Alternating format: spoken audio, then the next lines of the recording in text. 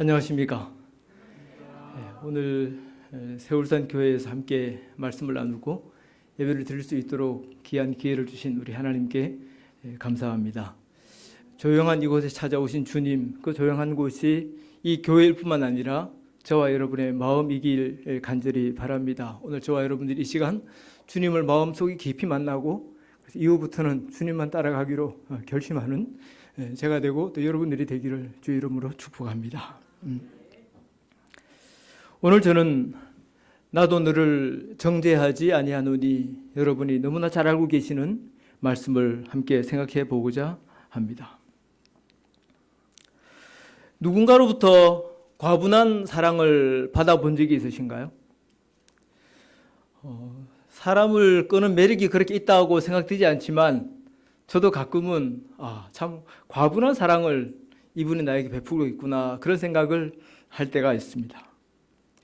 그런 과분한 사랑을 받고 있다는 생각이 들 때에 제 마음에 밀려오는 깨달음이 하나 있습니다. 그것은 제가 특별해서가 아니라 모든 사람을 그렇게 사랑하시는 분이시기 때문에 제게도 이렇게 과분한 사랑을 베푸시는구나 그런 생각을 하게 됩니다. 제게 과분한 사랑을 베풀어 주시는 분들을 보면서 저는 늘 하나님을 생각합니다. 이럴 때 생각하는 나는 노래가 하나 있는데 어렸을 때 교회에서 자주 불렀던 노래입니다. 이 노래 아십니까? 참 이 노래는 그럴 때마다 저로 하여금 참 좋으신 우리 하나님께서 나를 사랑하시고 우리를 사랑하시는 분명한 증거가 있다는 사실을 다시 한번 느끼게 해주시는 우리 하나님께 감사합니다. 가끔 하나님께로부터 아주 특별한 사랑을 받았다고 감격하시는 분들을 만날 때가 있습니다. 하나님은 그 사람만 그렇게 특별히 사랑하시는 것이 아니라 모든 사람을 그렇게 사랑하는 것 맞나요? 저는 그렇게 생각합니다. 오늘 저는 하나님께로부터 특별한 사랑을 받은 한 사람에 관한 이야기를 나누려고 합니다. 요한복음 7장 53절부터 8장 11절 말씀입니다. 우리 교독했기 때문에 말씀을 이렇게 보는 것으로 하겠습니다. 우리는 오늘 이 본문에서 첫 번째 기도하시는 예수 그리스도를 만날 수가 있습니다. 다 각각 집으로 돌아가고 예수는 감람산으로 가시다라고 성경은 기록하고 있습니다. 대부분의 사람들은 하루 일과를 끝내고 어디로 갑니까? 집으로 갑니다. 예수님은 어디로 가셨습니까? 주님께서는 산으로 가셨습니다. 왜 예수님께서 산으로 가셨을까요? 첫 번째 그 이유는 우리 주님은 머리 둘 곳이 없으셨기 때문에 그분은 산으로 가신 것입니다. 두 번째 이유는 우리 주님께서 하나님과 교통하기 위하여 산으로 가셨다고 시대의 소망에 말씀하고 있습니다. 그는 무지한 자들을 가르치시며 앓는 자들을 고치시며 눈먼 자들을 보게 하시며 무리들을 먹이시면서 종일 수고하시다가 땅거미가 질 때에 혹은 이른 아침에 아버지와 교통하기 위하여 산의 성소를 향하여 길을 떠나셨다. 그는 온 밤을 기도와 명상으로 보내시다가 사람들 가운데서 일을 하시기 위하여 먼동이 틀 때에 돌아오시는 일이 종종 있었다라고 시대의 소망에 말씀하고 있습니다. 저는 오늘 이 말씀을 보면서 산의 성소라고 하는 표현을 좀 눈여겨보게 되었습니다. 산은 무엇입니까? 산은 성소라고 우리에게 가르쳐주고 있는 것이죠. 우리가 교회에 들어오면 기도하고 교회에서 하나님의 말을 만날 것을 기대하는 것처럼 저와 여러분들이 산으로 가실 때에도 기도하고 오늘 이 산행을 하면서 산에서 내가 주님을 배우리라고 하는 그런 마음의 결심이 또 소망이 일어나고 그것이 구체화되고 그것이 저와 여러분의 삶이 되기를 간절히 바랍니다. 이 산이 성소라면 교회로 들어오는 것과 산으로 들어가는 것은 그렇게 다르지 않음을 우리에게 가르쳐주고 있습니다. 우리도 예수님의 모본을 따라 자주 산의 성소에서 시간을 보낸다면 우리는 지금보다 더욱 더 성령 충만한 주님의 자녀들이 될 수 있을 것이라고 확신합니다. 예수께서는 우리에게 너희는 따로 한적한 곳에 오라고 분부하신다. 예수의 말씀에 뭐 한다면? 예수의 말씀에 유의한다면 우리는 더욱 강하고 더욱 유용하게 될 것이다. 오늘날 우리가 시간을 내어 예수께 나아가 그에게 우리의 필요를 구한다면 우리는 실망당하지 않을 것이다. 그는 오른편에 계시어 우리를 도와주고자 하신다. 아멘. 여러분과 예수님과의 관계는 어떻습니까? 1번, 2번, 3번, 4번, 5번. 이 5가지 중에 여러분들이 주관적으로 혹은 객관적으로 평가할 때 1번에서 5번 중에 어떤 것입니까? 친한지 안 친한지는 함께 보내는 시간의 길이, 또 만나는 횟수, 만날 때의 분위기, 그리고 만나기 전에 마음에 두근거림이 있느냐 없느냐 그런 것을 통해서 알 수 있을 것입니다. 아무쪼록 우리와 예수님과의 관계가 아주 친하다고 스스로 말할 수 있는 제가 되고 여러분들이 되시기를 우리 주님의 이름으로 축복합니다. 우리가 다른 사람들 생각할 때 그 사람은 누구랑 친해? 아무개는 누구랑 친해? 누구랑 아주 친해? 누구랑 거리가 대단히 멀어? 라고 하는 인식을 할 수 있는 것처럼 다른 사람이 우리를 볼 때 아무개는 예수님과 정말 친해 라고 하는 이야기를 들을 수 있다면 주님께 영광이 되겠습니까? 그 경험이 저와 여러분의 경험이 되시기를 간절히 바랍니다. 여러분 잘 아시죠? 예수님과 친하려면 어떻게 해야 되나요? 잘 아시다시피 성경을 자주 읽고 오래 읽고 깊이 읽는 것, 그것이 예수님과 친해질 수 있는 가장 좋은 그리고 가장 확실한 방법입니다.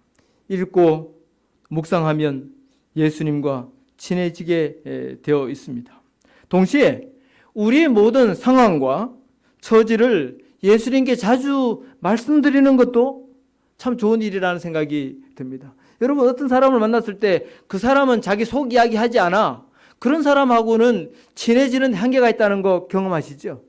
여러분 우리의 모든 것을 주님께 말씀드리기만 한다면 우리는 이전보다 더 주님과 친한 관계를 유지할 수 있을까요? 그렇습니다. 여러분 주님의 말씀을 더 많이 듣고 우리의 이야기를 주님께 더 많이 함으로 세울산교회 성도들은 예수님과 참으로 친해, 이런 평판을 주변 사람들로부터 받으시는 우리 모든 성도님들이 되시기를 주의 이름으로 축복합니다. 저는 요한복음 7장과 8장의 말씀을 보면서 모든 죄인이 대면할 수밖에 없는 예수 그리스도를 오늘 이 말씀을 통해서 보게 되었습니다. 우리 주님께서 감람산에서 밤을 새셨는지 아니면 잠깐 눈을 붙일 수 있는 시간이 있으셨는지는 잘 모르겠습니다. 아침에 다시 성전으로 들어가셔서 말씀을 가르치셨습니다. 성전에서 백성들을 가르치고 계시던 중에 한 무리의 사람들이 성전에 들어왔습니다. 서기관과 바리새인들이 한 여자를 끌고 왔습니다. 서기관과 바리새인들은 어떤 사람들입니까? 서기관은 율법을 연구하고 또 규칙을 만들어서 사람들의 삶에 적용할 수 있도록 도와주는 사람들이 서기관들이었습니다.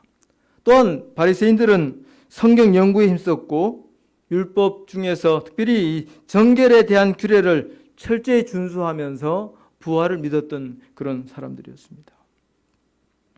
서기관과 바리새인들이 예수께 끌고 온 그 여자는 간음하다가 현장에서 잡힌 여자였습니다. 서기관과 바리새인들이 그 여인을 끌고 예수께로 와서 가운데 세웠습니다. 죄를 지으면 경찰서나 검찰청에 가서 조사를 받아야 하고 그 다음에 법정에 서야 되는 것처럼 모든 죄인은 하나님 앞에 설 수밖에 없다는 사실을 우리에게 이야기하고 있습니다.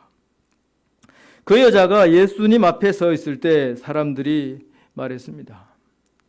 이 여자가 간음하다가 현장에서 잡혔나이다. 모세는 율법에 이러한 여자를 돌로 치라 명하였거니와 선생은 어떻게 말하겠나이까? 그들은 왜 예수님에게 이 여인을 데리고 왔을까요?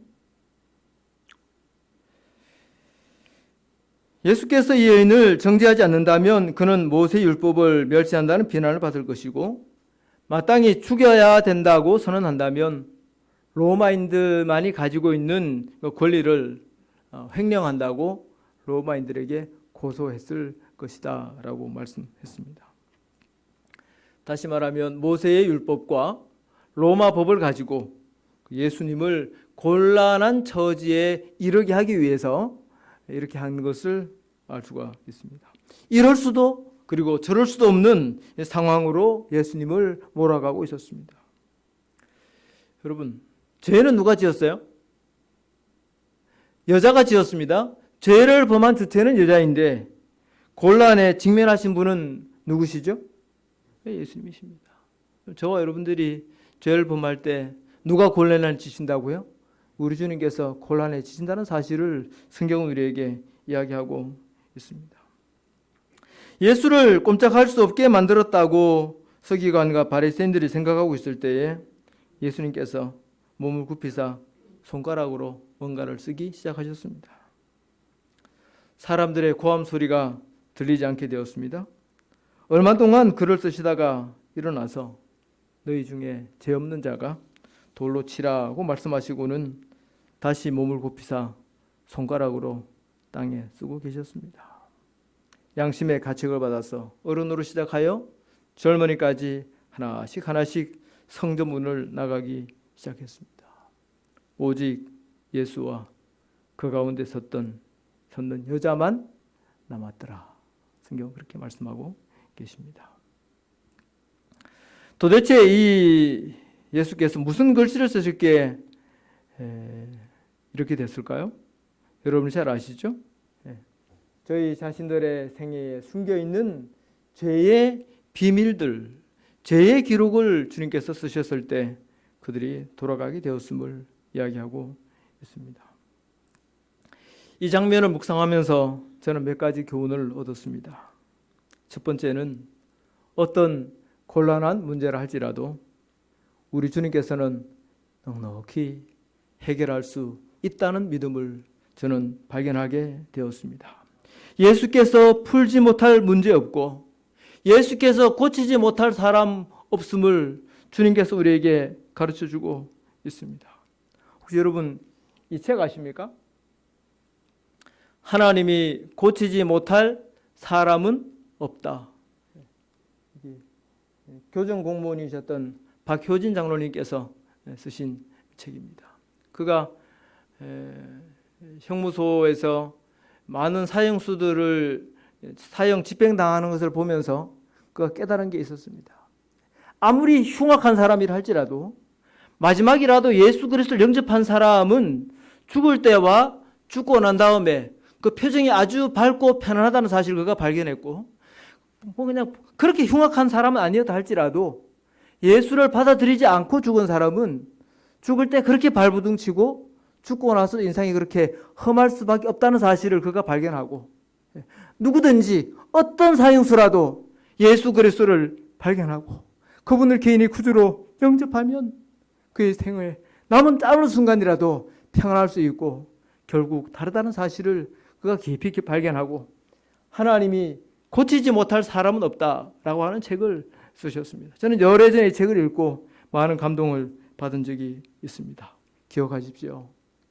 우리 주님께서 고치지 못할 사람 없고 해결하지 못할 문제가 없다는 사실을 오늘 기억하시고 여러분의 문제 해결자 되시는 예수 그리스도를 전적으로 바라보시고 언제나 바라보시고 의지하시는 우리 모든 성도님들이 되시기를 주의 이름으로 축복합니다. 두 번째, 이 사건을 통해서 예수님은 끝까지 죄인들과 함께 계신다는 진리를 저는 발견하게 되었습니다. 사람들이 이를 비난하고 손가락질하고 죽일 놈이라고 이야기할 때 예수님은 끝까지 우리 곁에 계시는 분이십니다. 혹시 사람들로부터 비난이나 욕을 들을 때 여러분 주저하지 말고 예수님께로 가시게 되기를 간절히 바랍니다. 저 사람 말이 다 맞아요. 저를 불쌍히 여겨주세요 라고 기도하시면 반드시 우리 하나님께서 우리를 도와주실까요? 믿습니다. 도와주실 줄 믿습니다. 세 번째는 다른 사람이 우리의 실수와 죄를 덜추어낼 때 우리 주님께서는 그들의 죄를 가리킨다고 하는 것을 우리에게 이야기하고 있습니다. 이 사람은 그렇다 치자. 그런데 너는 하시면서 우리를 품어주시는 주님을 우리가 발견할 수가 있습니다. 바꾸어 말하면 우리가 다른 사람의 실수와 죄를 덜추어낼 때 하나님께서는 우리의 죄를 지적하심을 알 수가 있습니다. 제가 요즘 대쟁투 학원을 읽고 있는데요. 여기 사단의 정신이라는 거 있더라고요. 사단의 정신이 뭐냐? 사람들의 실수와 잘못을 덜추어내고 그다음 사람들의 좋은 점을 칭찬하지 않는 것. 그것이 바로 사단의 정신이고 사단은 그 정신을 끊임없이 교회에 집어넣어서 사람들로 하여금 이 교회를 황폐하게 만드는 일을 하고 있다는 사실을 보게 되었습니다.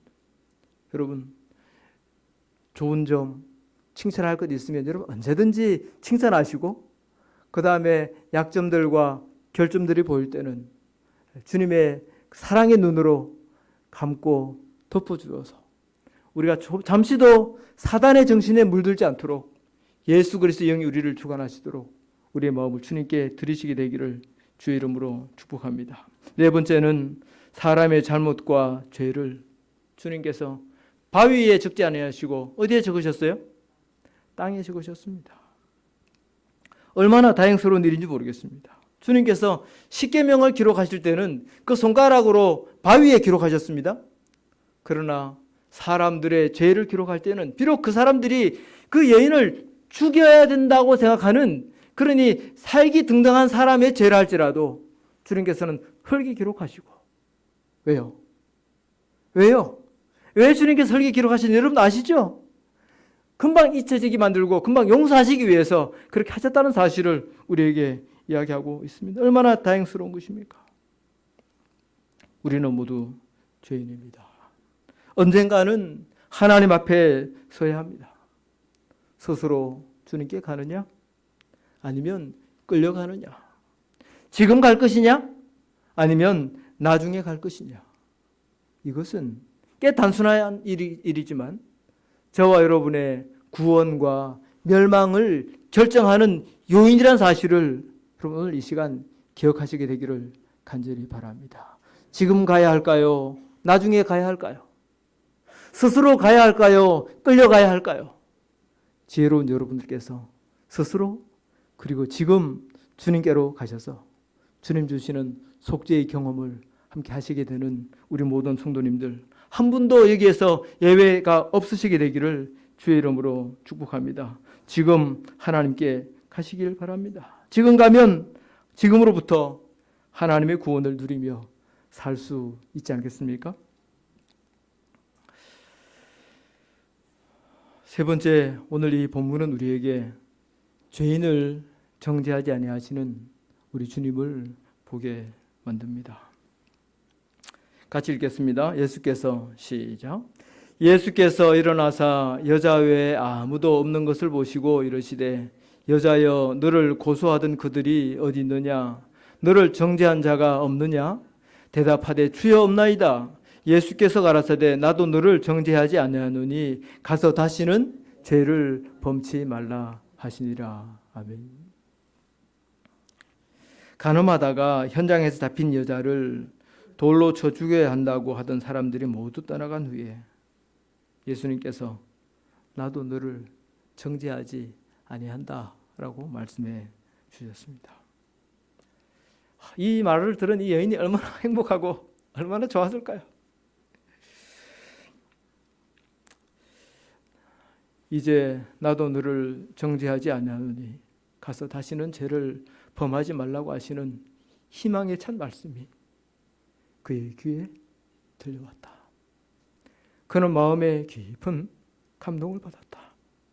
그는 예수의 발 앞에 엎드려 고마운 사랑의 마음으로 흐느껴 울면서 뜨거운 눈물로 자신의 죄를 고백하였다. 질문 하나 드릴까요?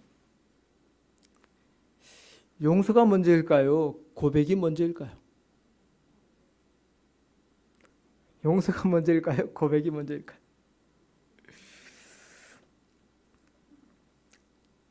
나도 너를 정죄하지 아니하노니. 제가 이 본문을 묵상하고 생각할 때 용서가 먼저 있었다는 사실을 저는 믿고 보게 되었습니다. 나도 너를 정죄하지 아니하노니 그랬을 때 그가 죄를 고백한 것이죠. 뭐가 먼저예요? 용서가 먼저예요? 고백이 먼저예요? 아직 확신이 잘 안 오십니까? 주님께서 먼저 용서해 주십니다. 제가 어렸을 때 좀 나쁜 짓을 하고 뒷뜰에 가서 좀 숨었던 적이 있습니다. 뭐 하루 종일 그렇게 있을 수는 없으니까 이제 자수해야죠. 근데 제가 맞을 각오를 하고 갔을까요? 용서해 줄 걸 믿고 갔을까요? 그렇게 하는 것입니다. 여러분, 주님께서 우리의 죄를 용서하셨다고 하는 믿음으로 주님께 가면 주께 용서하셨다고 말씀하시고 그때 우리가 우리의 죄를 고백하게 되는 경험에 이르게 된다는 사실을 우리가 경험하게 되는 것입니다. 선용서 후 고백입니다. 예수께서 2000년 전에 우리의 모든 죄를 다 용서하셨습니다. 예수님의 용서를 믿는 사람들이 십자가 그 사랑에 감격했어. 자신의 죄를 눈물로 고백하게 만드시는 것, 그게 하나님의 구속의 사랑이고 선제 사랑이고 선용서이고 우리가 거기에 반응할 것이 바로 고백이라는 사실을 주님께서 저와 여러분들에게 깊이 깨우쳐 주시고 다시는 그것을 잊어버리지 않으시는 저와 여러분들이 되시기를 주의 이름으로 축복합니다. 예수님께서 그 여자를 정죄하지 않은 까닭은 무엇일까요? 그러므로 이제 그리스도 예수 안에 있는 자에게는 결코 정죄함이 없나니 이는 그리스도 예수 안에 있는 생명의 성령의 법이 죄와 사망의 법에서 너를 해방하였습니다. 다시 질문해 볼까요? 예수님께서 그 여자를 정죄하지 않은 까닭은 무엇일까요? 로마서 8장 1절 2절에서 예수께서 그 여인을 정죄하지 않은 이유를 여러분 발견할 수 있으시겠습니까? 왜 예수님께서 그 여자를 정죄하지 않았을까요? 그가 어디에 있었습니까? 그가 어디에 있었어요? 그리스도 예수 안에 있는 자에게는 결코 정죄함이 없기 때문에 그가 예수 안에 있었기 때문에 주님께서 그를 정죄하지 않으신 거 맞습니까? 그렇습니다. 그 여자가 예수 안에 있었기 때문입니다. 예수 안에 있다는 의미는 무엇일까요? 좀 길지만 같이 한번 읽기를 원합니다. 시작. 예수께서는 우리가 죄 많고 무력하고 도움이 요구되는 그러한 상태 그대로 당신께 나오는 것을 좋아하신다. 우리는 우리의 연약함과 어리석음과 죄가 많은 그대로 나아가서 참회하는 마음으로 그의 발 아래 엎드릴 수 있는 것이다. 그의 사랑의 팔로 우리를 안으시고 우리의 상처를 싸매시고 우리에게서 모든 누추한 것을 깨끗이 씻어주시는 일은 그의 영광으로 여기시는 바이다. 아멘. 오늘 안식일학교 시간에 아주 좋은 간증 들었습니다. 장철호 집사님은 뭐가 안 되면 그냥 이렇게 들어 누웠다고 그렇게 이야기를 하시더라고요. 그런데 예수님 앞에 여러분의 죄를 해결하는 데는 들어 누우지 마시고 어떻게 하라고요? 예? 발 앞에 뭐 하라고요? 엎드리는 것입니다. 우리의 문제를 해결하는 것은 엎드리는 것이, 자빠지는 것이 될 수 있을지 모르겠어요. 뒤로 이렇게. 예. 그러나 죄를 해결할 때는 어떻게 하라고요? 엎드리는 것입니다. 예. 주님께서 이런 방식으로 우리의 죄를 용서하시고 우리를 새롭게 해주신다고 말씀해 주셨다면 지금도 동일한 방법으로 주께서 우리를 구원해 주시고 용서해 주실까요? 그렇습니다. 여기 우리의 연약함과 어리석음과 죄가 많은 그대로 참여하는 마음으로 그의 발 아래 엎드릴 수 있는 것이다. 여기 여러분들이 다 앉아 계시지만 혹시 나는 요거 되면 주님께 나가야지, 요게 되면 주님께 나가야지 하면서 좀 시간을 벌고 계시는 분이 계시다면 다시 마음을 고쳐 먹으시게 되기를 간절히 바랍니다.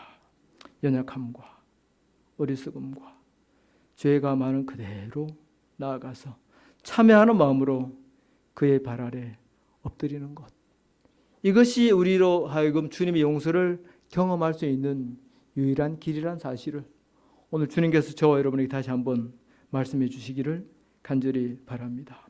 예수 안에 있다는 말은 연약함과 어리석음과 죄에 대한 참여하는 마음으로 예수님의 발 앞에 엎드리는 것, 우리가 엎드리기만 하면 용서를 경험할 수 있다는 위대한 진리를 우리가 경험하는 저와 여러분들이 되시기를 우리 주의 이름으로 축복합니다. 하나님의 말씀에 빛에 의하여 그리고 양심에 의하여 여러 어떤 사람들의 예리한 지적에 의하여 우리의 죄가 드러날 때가 있습니다. 그때 여러분 주저하지 마시고 주님 발 앞에 엎드리시게 되기를 간절히 바랍니다. 그렇게 하게 될 때 우리는 하나님께로부터 용서를 받게 됩니다. 예수께로부터 용서받은 여인이 어떻게 됐는지 여러분 잘 아시죠? 같이 읽어보실까요? 시작. 이것은 그에게 순결과 평화의 생애, 하나님께 봉사하기 위하여 바쳐진 새 생애의 시작이 되었다. 이 회개한 여인은 예수를 가장 신실히 따른 사람들 중에 하나가 되었다. 자기 희생적 사랑과 헌신으로 그는 예수의 용서하여 주신 은혜에 보답하였다라고 우리에게 말씀하고 계십니다. 우리의 육신의 삶은 모태에서 나옴으로 시작된다면 우리의 영적인 삶은 예수님의 용서를 경험하는 것에서 시작되는 것입니다. 혹시 죄사함의 경험이 없으시다면 여러분 죄 있는 모습 그대로 주님 발 앞에 가서 엎드리시기를 간절히 바랍니다. 우리의 죄를 고백하고 죄에서 돌아서면 누구나 새 생애를 시작할 수가 있습니다. 죽을 병과 죽을 죄, 이 둘은 모두 다 무서운 것입니다. 사람의 고귀한 생명을 앗아갈 수 있기 때문에 그렇습니다. 둘 다 하나님의 은혜가 필요한 일입니다. 이 둘 중에 어떤 것이 더 큰 기적인가요? 이 타락한 영혼을 구원하기 위하여 예수께서는 가장 흉악한 육체적 질병을 고칠 때보다도 더 큰 이적을 행하셨다. 예수께서는 영원한 죽음에 이르는 영적 질병을 고치셨다라고 말씀해 주셨습니다. 예수님의 가장 큰 이적은 가늠한 여인을 용서한 일입니다. 예수님께서 죄인을 사랑하신다는 사실을 믿으시나요? 사람들은 죄를 사랑하면서도 죄인은 미워한다. 그러나 그리스도께서는 죄를 미워하고 죄인은 사랑하신다. 이것이 그리스도를 따르는 모든 사람들의 정신이 되어야 한다. 죽을 죄를 지은 여인처럼 용서받고 그리고 예수님처럼 또한 용서하는 제가 되기를 간절히 바랍니다. 여러분이 그렇게 되기를 또한 간절히 바랍니다. 이것이 우리가 사는 길이고 오직 하나님의 은혜로만 가능하다는 사실을 믿음으로 고백하게 됩니다. 예수께 나가는 사람은 누구나 참된 평안을 얻습니다. 누구나 구원받습니다. 예수 안에 참된 행복이 있습니다. 오늘 이 말씀 함께 읽고 말씀 마치겠습니다. 같이 읽겠습니다. 시작. 그대가 오기만 한다면 하나님께서는 기꺼이 그대를 받으시고 그대의 모든 죄를 용서하신다. 비록 그대가 방탕하였을지라도 하나님께로부터 분리되어 오랫동안 그분을 떠나 살았을지라도 그분은 그대를 지금이라도 맞아주실 것이다. 아멘입니까? 네. 이제 주저하지 말고 예수님께 나가시게 되기를 간절히 바랍니다. 그렇게 하시겠습니까? 감사합니다.